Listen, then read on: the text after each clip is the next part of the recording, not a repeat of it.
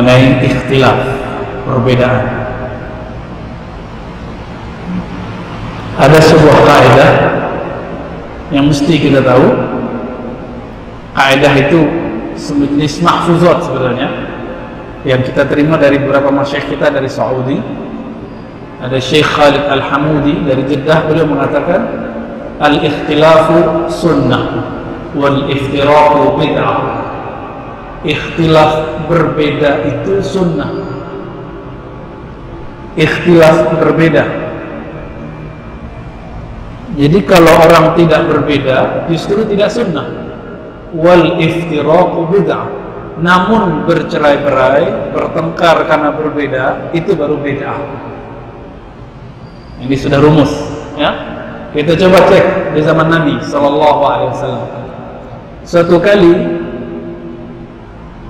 sahabat senior namanya Hasan ibn Thabit, dalam hadis Bukhari, hadis yang sahih, beliau berdendang menyanyi di masjid sambil nyadar-nyadar. Beliau kemudian bernyanyi, bernasyid. Nabi sudah wafat, Abu Bakar sudah wafat. Yang hidup saat itu adalah khalifah kedua, yaitu Umar bin Khattab. Umar kemudian melihat dengan cara yang tidak enak, seperti hendak mau menyalahkan Hasan bin Thabit. Namun Hasan bin Thabit, jangankan Umar, Hasan itu lebih tua dari Nabi sallallahu alaihi wasallam. Umur beliau beberapa tahun di atas Nabi. Jadi ketika Umar begitu, maka Hasan mengatakan, "Hei Umar," padahal itu Amirul Mukminin, pimpinan, "apa yang kamu lihat? Ngapain kamu melihat seperti itu? Aku berdendang di masjid ini dan bersama kami ada orang yang lebih mulia dari engkau." Siapa itu? Nabi Muhammad sallallahu alaihi wasallam. Lalu Hasan panggil Abu Hurairah. Abu Hurairah menyaksikan kisah ini dan berkata, "Hei Abu Hurairah, kamu sini. Bukankah engkau menyaksikan bahwa Nabi SAW mendoakanku dan mengatakan, Allahumma ayyidhu biruhil Qudus. Ya Allah, kuatkanlah Hasan para penyair, seorang penyair dengan Roh Kudus." Roh Kudus itu malaikat Jibril alaihissalam. Dan Abu Hurairah mengatakan, mengiyakannya. Hadis ini sahih riwayat Imam Bukhari. Coba lihat antara dua sahabat utama, sahabat Umar, sahabat Hasan bin Thabit, terjadi perbedaan mengenai suatu persoalan fikih. Apa hukum bernyanyi? Tapi setelah itu Umar masih melirik dengan cara tidak baik kan? Enggak, Umar langsung pergi. Artinya Umar memahami bahwa dia beda mazhab, beda faham dengan Hasan bin Thabit. Apa artinya? Di zaman sahabat Nabi, mereka sudah biasa berbeda. Di zaman sahabat Nabi, mereka sudah biasa berbeda. Maka orang yang hari ini tidak biasa menerima perbedaan itu, kita pertanyakan, kamu ikut hadis yang mana? Ikut sunnah yang mana? Di Sahih Bukhari, adakah yang lebih sahih dari Bukhari? Ada perbedaan seperti itu. Ada kisah lain. Suatu kali Ibnu Umar memarahi anaknya. Anaknya itu bernama Bilal, bukan Bilal bin Rabah. Bilal bin Rabah bukan, tapi Bilal bin Abdullah bin Umar. Apa kata Bilal? Bilal ini berguru kepada Aisyah. Aisyah mengenai ibu-ibu perempuan bolehkah sholat di masjid? Menurut Bilal yang berguru kepada Aisyah, sekarang tidak boleh lagi perempuan sholat di masjid. Maka Bilal mengikuti istri Nabi. Ibnu Umar mendengarkan yang lain. Apa yang terdengar oleh Ibnu Umar? "Wahai anakku, aku mendengar Rasulullah SAW bersabda, La tamna'u ima Allah masajid." Jangan larang perempuan pergi ke masjid. Maksud Ibnu Umar, kamu Jangan larang orang yang berpaham yang beda dengan kamu. Apa kata Bilal? Oh, nggak bisa, wahai ayahku. Sekarang nggak boleh. Kata Ibnu Umar, aku mendengar Nabi SAW bersabda, jangan larang perempuan ke masjid. Anaknya mendebat lagi, dibacakan lagi hadis apa? Ibnu Umar. Akhirnya Ibnu Umar marah kepada anaknya dan mengatakan, kamu ini nggak bisa dibilangin. Saya sudah bacakan hadis Nabi, kamu masih pakai pendapatmu. Maka semenjak itu Ibnu Umar tidak mau lagi sapa anaknya sampai anaknya merujuk fatwanya. Maksudnya apa? Ibnu Umar ingin mengajar anaknya mengenai kamu harus akui ada perbedaan pemahaman di kalangan sahabat Nabi Sallallahu Alaihi Wasallam. Kisah ini ada dalam Sahih Bukhari dan Muslim. Jadi kisah-kisah perbedaan ini semuanya ada di Bukhari, ada di Sahih Muslim. Kisah apa lagi? Satu di Sahih Muslim, satu di Musnad, di Sunan Darimi. Suatu kali Khalifah Muawiyah, Khalifah kelima, masuk masjid. Ternyata di masjid ada orang lagi zikir jamaah. Maka Muawiyah menegurnya, hei, kalian ngapain duduk-duduk situ? Maka mereka gemeteran, kenapa? Khalifah menegur. Ditanya sampai 3 kali, lalu mereka menjawab, wahai Khalifah Amirul Mukminin, kami duduk-duduk di sini berzikir kepada Allah bersama-sama. Sambil gemeteran, takut salah. Setelah itu Muawiyah bersumpah, Allah alihaza jalastum, apakah untuk ini kalian duduk, kalian berkumpul? Dijawab oleh para jamaah di masjid, tiada lain ya wahai Amirul Mukminin. Maka Muawiyah mengatakan, demi Allah, aku mendengar Rasulullah SAW ketika masuk ke suatu masjid, di masjid saat itu orang-orang sedang berkumpul berzikir, padahal Nabi tidak pernah ajarkan. Lalu Nabi bertanya, seperti aku bertanya kepada kalian 3 kali dan mereka ketakutan. Lalu Nabi bertanya, apakah untuk kali ini, untuk hal ini kalian duduk? Mereka menjawab, iya wahai Rasulullah, kami bersyukur atas nikmat Islam, nikmat iman yang Allah berikan kepada kami. Lalu Nabi SAW mengatakan, demi Allah, sebelum ini, barusan ini, aku didatangi oleh Jibril. Jibril mengabarkan, Inna Allah yubahi bikum. Sesungguhnya Allah yubahi, berbangga dengan adanya kalian. Terhadap siapa? Terhadap malaikat, terhadap malaikat-malaikat yang di langit sana. Tapi di Sunan Ad-Darimi ada sahabat lain, namanya Ibnu Mas'ud, Abdullah bin Mas'ud radhiyallahu taala anhu. Sahabat Abdullah bin Mas'ud masuk ke masjid, melihat ada orang ngumpul-ngumpul zikir. Ditanya, untuk apa kalian duduk-duduk ya? Ada yang mimpin segala macam. Lalu mereka mengatakan, kami duduk di sini berzikir, bertasbih. Apa kata Ibnu Umar? Kata Ibnu Mas'ud, kam min musibil khair, kam min muridil khair lam yusibhu. Betapa banyak orang menginginkan kebaikan, la yusibahnya, tidak mendapatkannya. Berarti ada 2 mazhab, 2 pemahaman. Mazhab Muawiyah membolehkan orang zikir jamaah.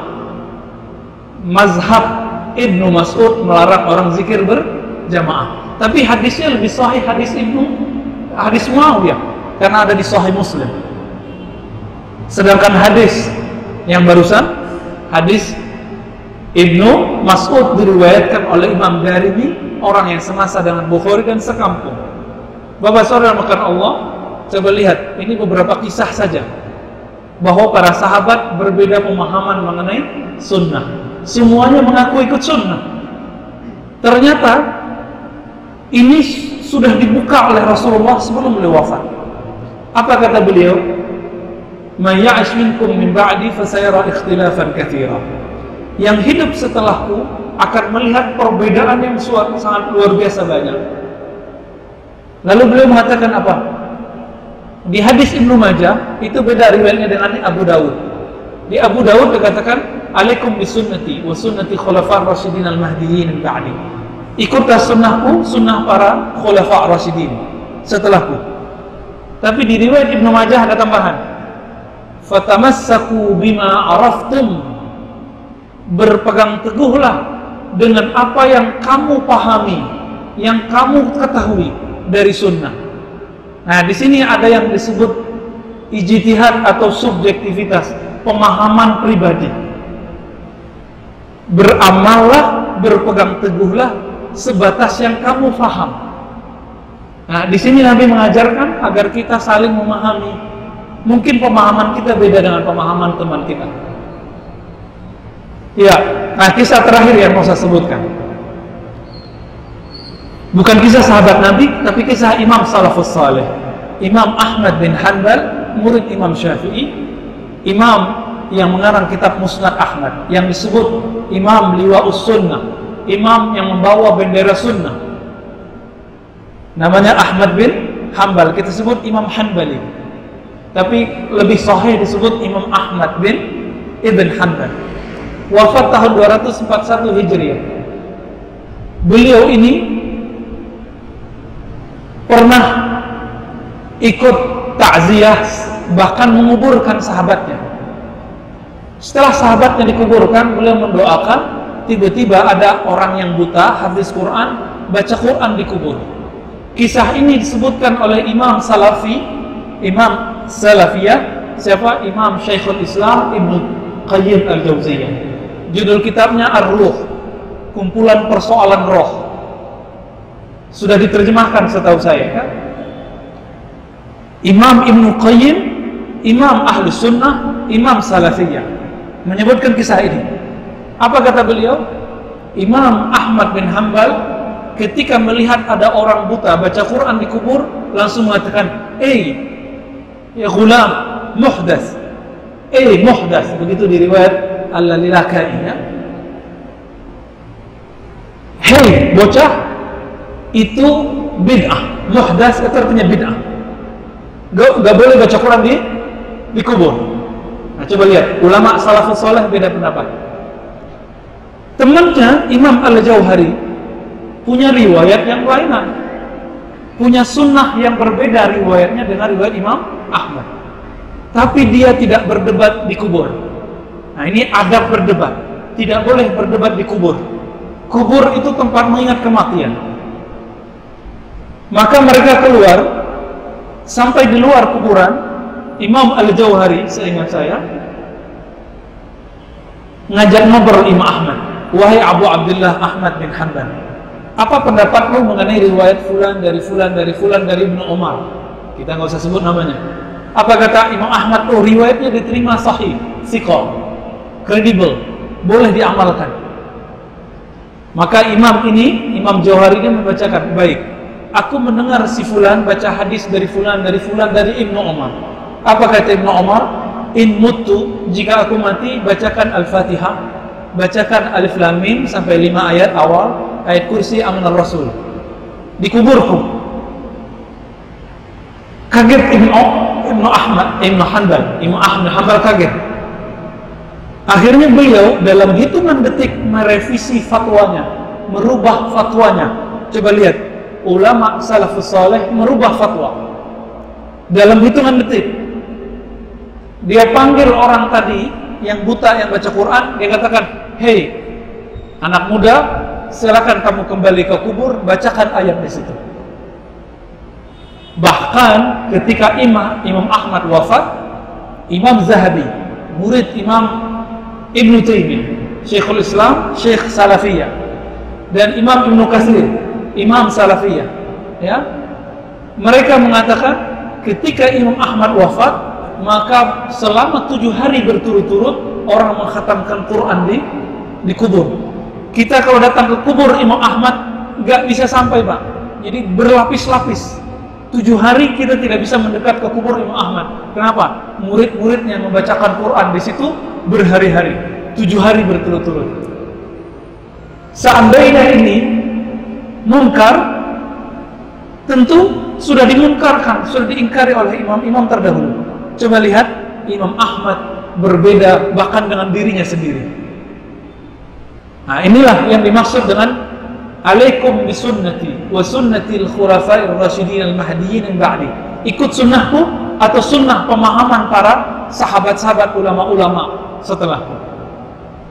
Bapak Saudara bahkan Allah, riwayat-riwayat ini menunjukkan bahwa perbedaan ikhtilaf itu di kalangan ulama salafus saleh mulai dari zaman Nabi, sahabat, tabi'in, kemudian sampai akhir zaman salafus saleh itu sudah biasa.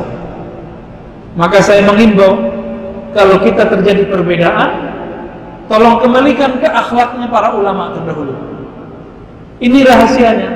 Kenapa perintah sholat itu tidak disuruh ke anak berumur 3 tahun, 5 tahun, 6 tahun? Umur berapa disuruh anak sholat? Umur 7 tahun. Kenapa? Selama 7 tahun ajarkan adab. Adab berbeda. Adab untuk menghargai orang. Masalahnya kita belajar berbeda dulu baru belajar adab. Akhirnya terjadilah ikhtilaf. Belajar sunnah kok tambah gak sapaan, mengamalkan sunnah kok tambah jauh dari teman, mengamalkan sunnah kok malah tambah benci kepada sesama muslim. Itu akibat tidak belajar adab sebelum belajar ikhtilaf. Ya. Atas dasar inilah para ulama kita mengatakan, kami lebih mencintai murid yang beradab daripada murid yang pintar. Karena orang beradab, orang-orang yang beradab, ilmunya sudah lewat.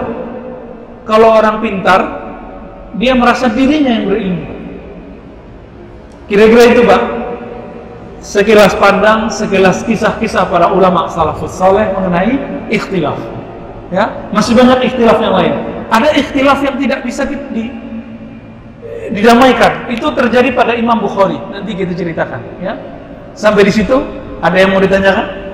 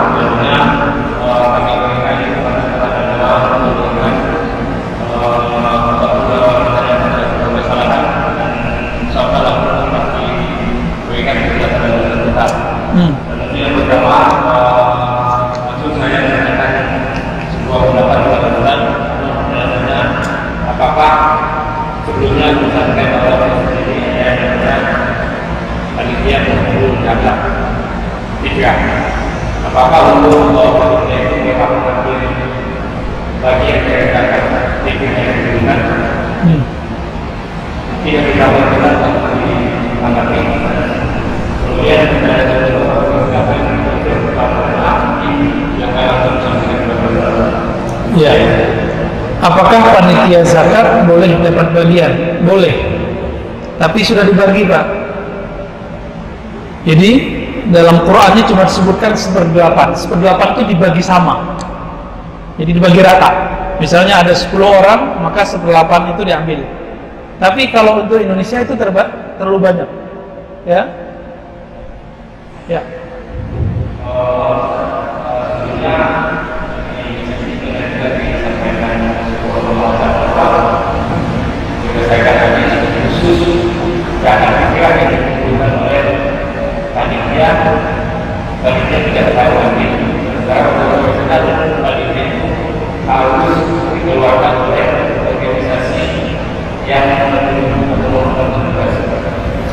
Ya, ini sebenarnya umum. Di surah Taubah dikatakan bahwasannya sedekah itu zakat, ya, lil fuqara wal masakin, untuk fakir dan miskin. Lalu siapa lagi? Wal amilin, dan amil. Maka amil dapat hak. Di saat amil ngurus itu, dia kan nggak bekerja, maka minimal dikasih perharinya. Gitu. Dan itu tidak boleh lebih dari, jadi kalau dikalkulasikan 1/8 paling tinggi. 1/8 itu cuma berapa persen? 12%-nya. 12,5% itu dibagi ratakan ke amil. Dan itu sudah ada undang-undangnya di Basnas, ya, di dompet duafa itu sudah dipakai. Namun Nah, ini ada ikhtilaf. Itu ikhtilaf belakangan. Lagi-lagi ikhtilaf. Ya. Zakat fitrah itu kan dikit. Zakat fitrah itu dikit. Karena dia sedikit, apakah amil dapat? Nah, kalau di lembaga besar seperti Basnas, Basda, Dobe Duafa, Rumah Zakat, UPZ besar, itu lembaga. Tapi lembaga dapat dari mana? Dari 1/8 itu. Jadi lembaga itu ngambil dari 1/8, itu yang dibagikan untuk operasional semuanya, ya. Maka tidak boleh makan harta zakat kecuali sesuai prosedur itu. Dan sudah ada undang-undangnya. Hati-hati pengurus kalau makan di luar itu bisa dipidanakan. Ya, ada yang lapor dipidanakan, Pak. Itu bisa. Jadi kalau ada yang mengatakan tidak, enggak, ini hadisnya umum kok. Ayatnya umum. Di saat si amil ngurusin zakat, pasti dia tidak cari kerja, ya. Enggak bekerja, maka dia punya hak. Di saat dia ngurus, dia fakir. Jadi sama, mau itu zakat fitrah atau tidak zakat fitrah, sama. Namun jangan lebih dari nilai zakat fitrah itu sendiri, ya. Nah, saya sarankan untuk para panitia, niatkan saja beramal. Jangan niat cari tunjangan THR, ya. Niatkan beramal, bantu orang, pasti lebih berkah, insya Allah. Ya.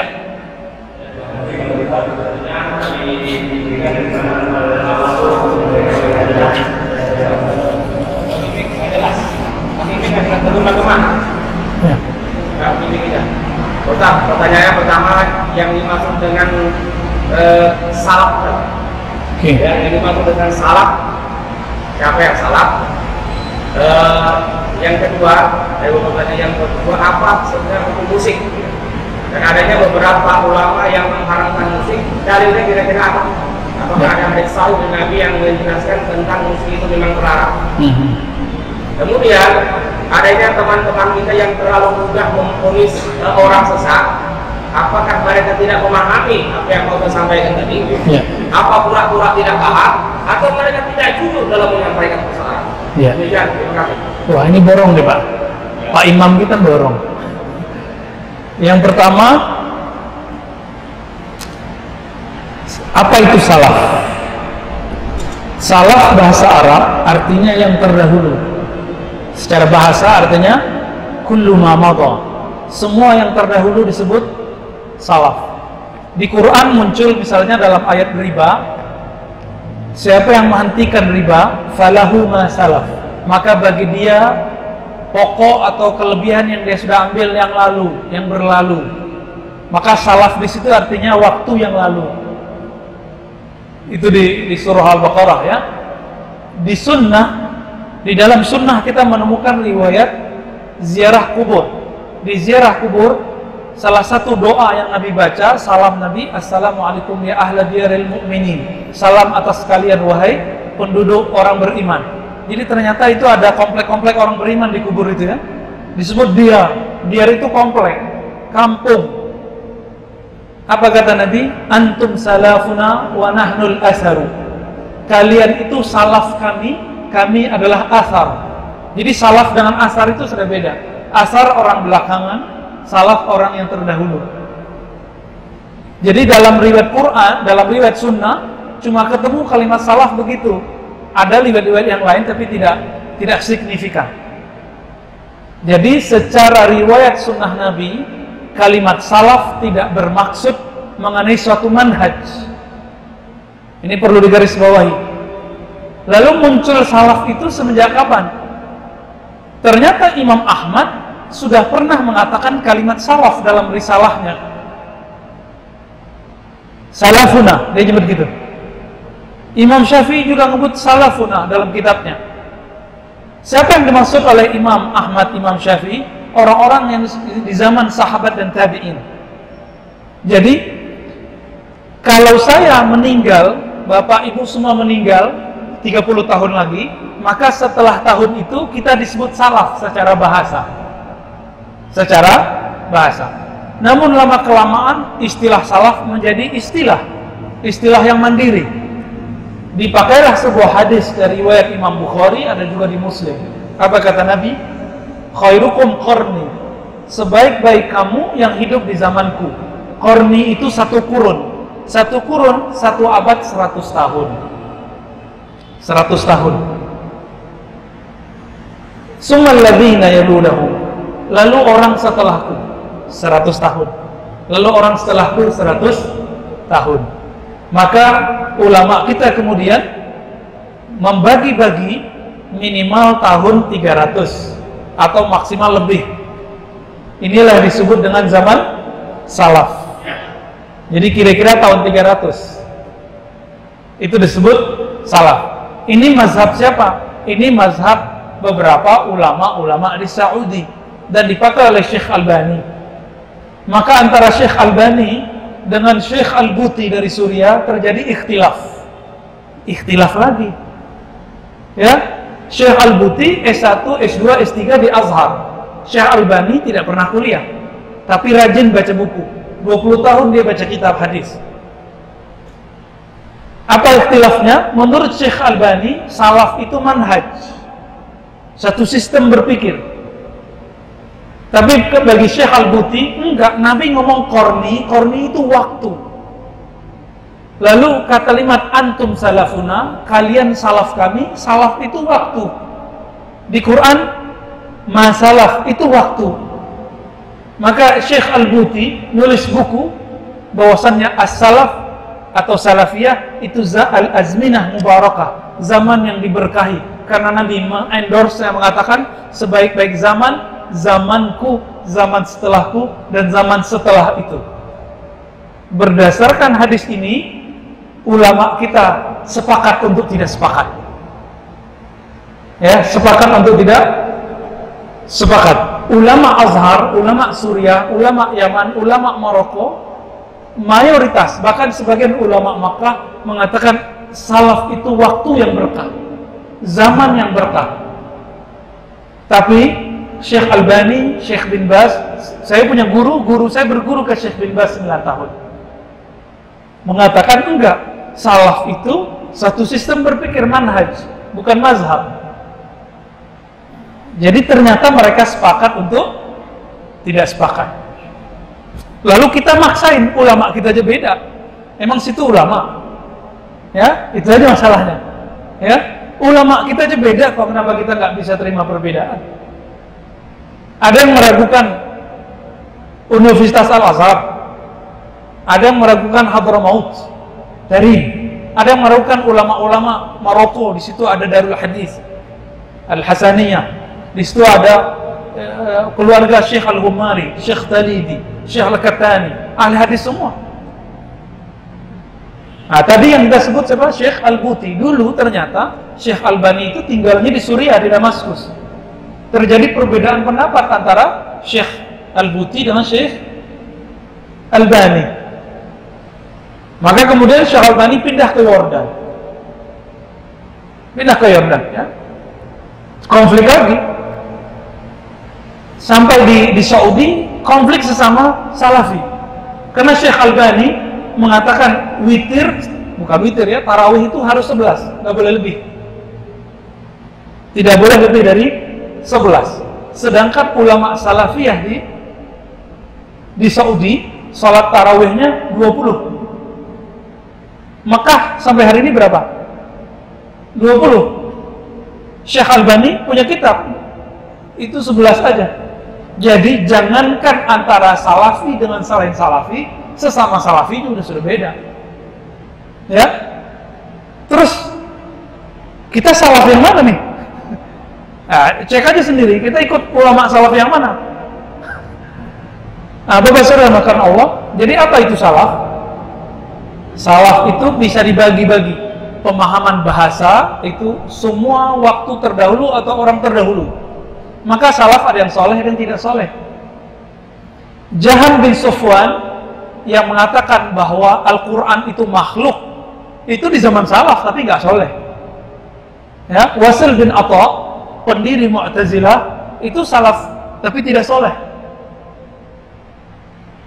Banyak salaf yang nggak soleh.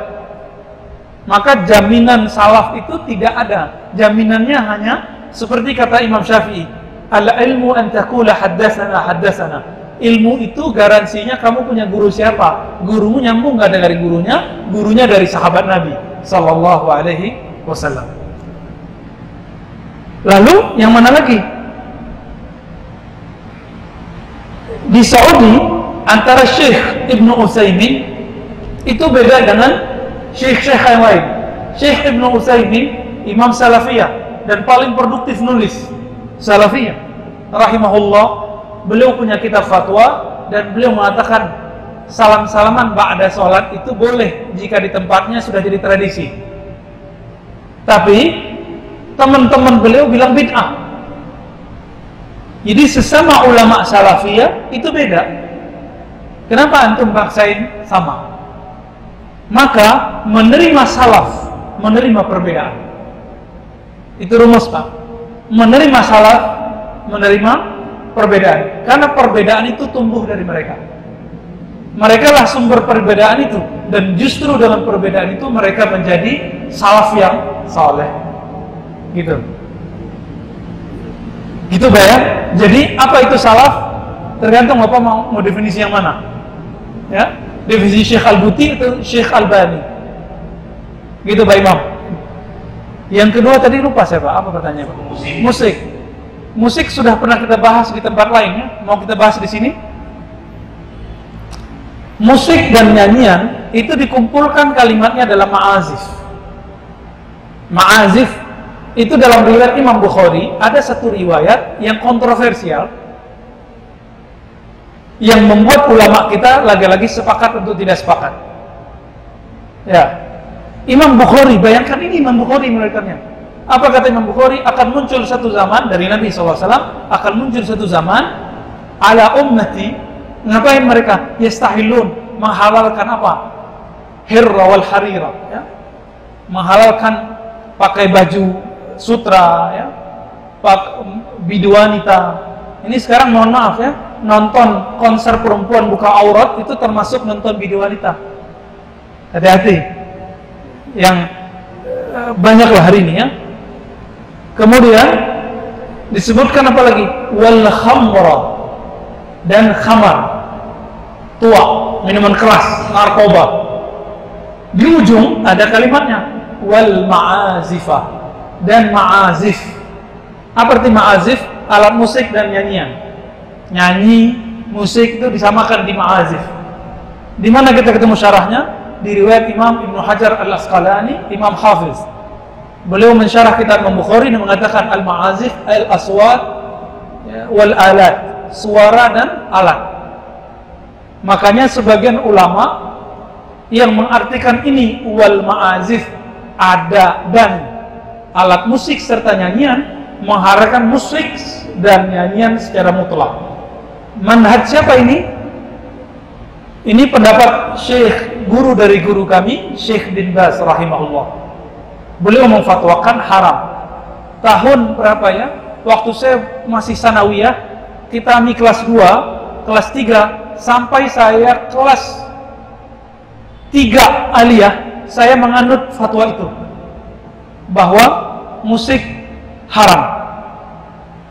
Dulu kami bagi-bagikan itu fatwa Syekh bin Baz rahimahullah dan fatwa Syekh Al-Bani mengenai musik. Maka saya dulu banyak musuhnya, Pak. Banyak musuhnya dulu. Kenapa? Orang tua saya musuhi. Itu dulu orang tua kita kan senang musik EBIT GAD gitu ya. Tahu kan? Salam buat ayah. Itu saya lemparin dulu ke belakang rumah. Saya berangkat, bapak saya pungut lagi. Ya. Bapak saya mau beli radio, mau beli TV, saya bilang nggak boleh, haram. Ya, haram semua. Tapi ajibnya apa? Bapak saya, alhamdulillah masih hidup, tidak pernah menyalahkan pemahaman saya. Beliau siap makan hati. Sepertinya beliau mendoakan dari belakang, ya Allah, tolong beri hidayah anakku, beri ilmu yang luas bagi anakku. Doanya mustajab. Doanya mustajab. Saya pindah ke Bukit Tinggi. Di situ jadi kutu buku, kutu kitab. Masuk perpus, nyari kitab. Ternyata ketemu fatwa ulama Azhar. Ulama Azhar pakai hadis yang sama. Pakai hadis yang tadi, bahwa akan datang satu masa dari umatku yang menghalalkan sutra, biduanita, khamar bersamaan dengan musik. Jadi terjemahan mereka, waw di situ artinya bersamaan. Sedangkan Syekh bin Baz menerjemahkan dan. Jadi waw itu bahasa Arab artinya bisa dua. Waw ma'iyah artinya bersamaan dengan adanya musik, atau waw berarti atof. Atof itu hukumnya sama dengan sebelumnya. Jika sebelumnya haram, maka hukum musik jadi haram. Kalau waw ma'iyah belum tentu dia haram. Maksudnya adalah dulu orang kayak sekarang, mohon maaf, bar-bar itu ya, kafe-kafe yang merah, kafe-kafe yang di situ banyak maksiat. Di situ ada orang pakai baju berlebihan, baju sutra, minuman khamar, kemudian ada perempuan-perempuan buka aurat, tari stripping dan segala macam ya. Ada bahkan ya prostitusi ya seksual gitu ya, yang dikomersialkan. Dan bersamaan adanya musik. Bukan musiknya yang diharamkan, tapi yang di depan itu. Ini perbedaan antara ulama Azhar dan ulama Saudi. Tinggal Bapak ikut yang mana? Ikut yang mana kita? Ulama Azhar, ulama alim, tidak ada yang melakukannya. Sampai hari ini Syekh Ahmad Thayyib, Syekhul Azhar mengatakan begitu. Syekh yang sangat kontroversial ya, tapi sangat alim, Syekh Ali Jum'ah mengatakan begitu. Bahkan Syekh yang juga kontroversial, Syekh Yusuf Al-Qaradawi mengatakan hal begitu. Semuanya ulama-ulama Azhar. Jadi kutub Azhar sama kutub Saudi beda. Sama-sama memahami salaf, sama-sama memahami Sahih Bukhari, pemahamannya beda. Jadi apa hukum musik? Saya bukan mufti, saya nggak ahli fatwa, saya cuma nukil fatwa. Oh Ustadz sudah doktor, ya doktor kan gelar di kampus, bukan gelar fatwa. Ingat, doktor bukan hak otoritas berfatwa. Apalagi LC, apalagi MA. LC S1, MA S2. Lembaga fatwa itu baru boleh berfatwa jika di dalamnya ada namanya syarat-syarat fatwa, dhawabitul fatwa. Dan orang-orang yang berfatwa di dalamnya sudah memenuhi syarat. Dan saya belum masuk mufti, ya. Saya cuma nukil fatwa. Nah, saya sampaikan ke bapak-bapak, ibu-ibu, ikhwan alhamdulillah, ini fatwa ulama kita. Jadi kalau ada hari ini orang otot, hanya satu yang benar, yang mengatakan musik halal semua, nggak benar juga. Yang mengatakan musik haram mutlak, nggak benar juga. Gitu ya. Loh Ustadz kok nggak tegas? Ya gini kan kita mau tegas, ulamanya beda pendapat. Maka semenjak saat itu, saya menghargai orang yang menghalalkan musik. Tapi bukan musik yang lahwul hadis. Kata Ibn Abbas, lahwul hadis itu yang membuat lupa kepada Allah. Surah Luqman ayat 6. Ya. Sekarang kayaknya yang disebut lahwul hadis itu handphone, YouTube. Bukan musik lagi Pak, tapi handphone dan YouTube dan TV. Lebih melalaikan daripada musik. Seandainya Ibn Abbas hidup hari ini, maka lahwul hadis, maka ma'azif itu sekarang adalah smartphone kita Pak. Ya, diharamkan pakai smartphone, kira-kira gimana? Dan bukti bahwa ulama Azhar punya dalil yang kuat. Apa buktinya? Di hadis Bukhari, di musim hari raya, Abu Bakar dan Nabi masuk ke rumah Aisyah. Abu Bakar kan ayahnya Aisyah. Ternyata dalam rumah Aisyah ada dua perempuan sedang bermain, bermusik, bernyanyi. Apa kata Aisyah? Amizmar syaitan fi baiti Rasulullah. Apakah ada seruling syaitan di rumah Nabi? Hadis Sahih Bukhari.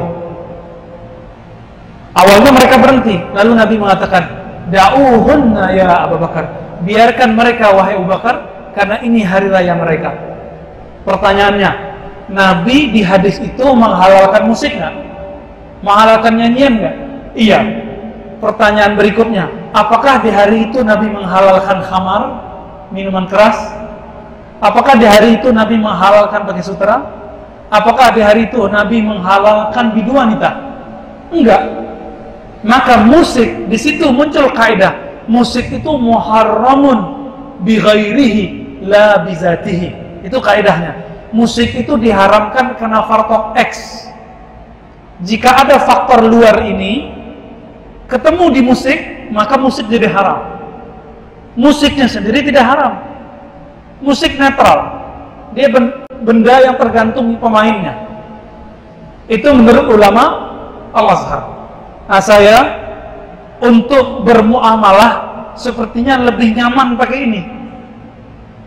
Namun untuk ketat, supaya kita nggak terganggu dengan selain Al-Quran dan zikrullah, kayaknya lebih gampang ikut Syekh bin Baz, Syekh Albani, Syekh Ibnu Utsaimin yang mengharamkan musik. Silakan pilih yang mana. Ya, kita nggak bisa paham, nggak bisa paksa orang. Ya, memahami sunnah itu harus memahami ikhtilaf. Itu salaf yang saya tahu. Terakhir apa, Pak? Udah ya?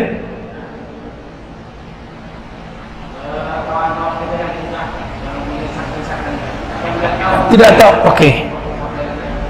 Sepertinya tidak tahu, Pak. Kalau dia tahu, mana mungkin dia salahkan orang. Saya dulu bukan asbun. Saya dulu lebih lama dari mereka dan lebih keras dari mereka. Kita dulu kalau ada orang beda sama kita bilang ente ahli bid'ah. Ya. Itu sudah beda. Ternyata saya tidak tahu pemahaman dia. Jadi saya yang nggak tahu, Pak. Kita udah sering sebut malam tadi, masih ingat? Al-mar'u aduun ala ma jahil. Itu perkataan mahfuzat bahasa Arab. Petuah bahasa Arab. Orang akan memusuhi apa yang dia tidak tahu. Orang akan memusuhi apa yang dia tidak tahu. Jadi emang nggak tahu. Dikasih tahu nggak mau tahu, itu masalahnya.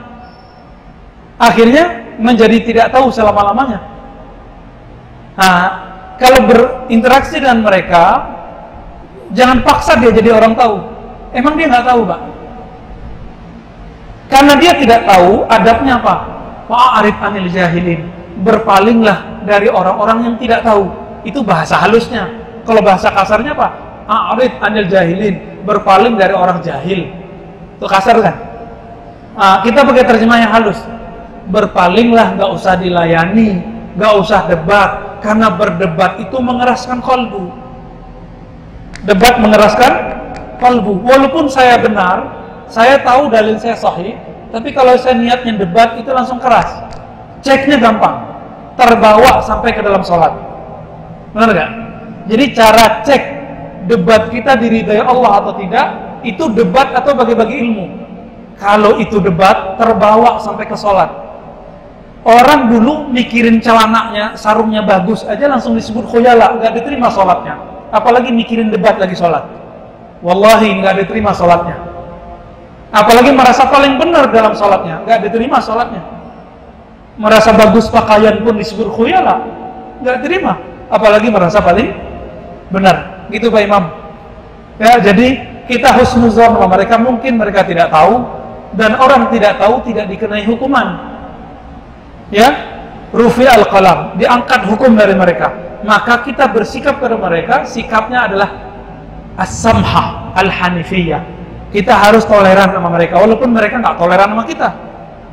Disitulah diuji. Kalau orang tua ada anaknya nggak ngerti, anaknya melawan, jangan langsung digampar, Pak, ajarin dulu. Nggak mau diajar baru dicubit. Kalau nggak, biarin aja dulu, ntar juga paham. Masih ingat kisah Nabi Khadir bahasa Arabnya? Nabi Khadir alaihissalam, ketika Nabi Musa udah buat kontrak belajar, tidak akan ingkar banyak tanya.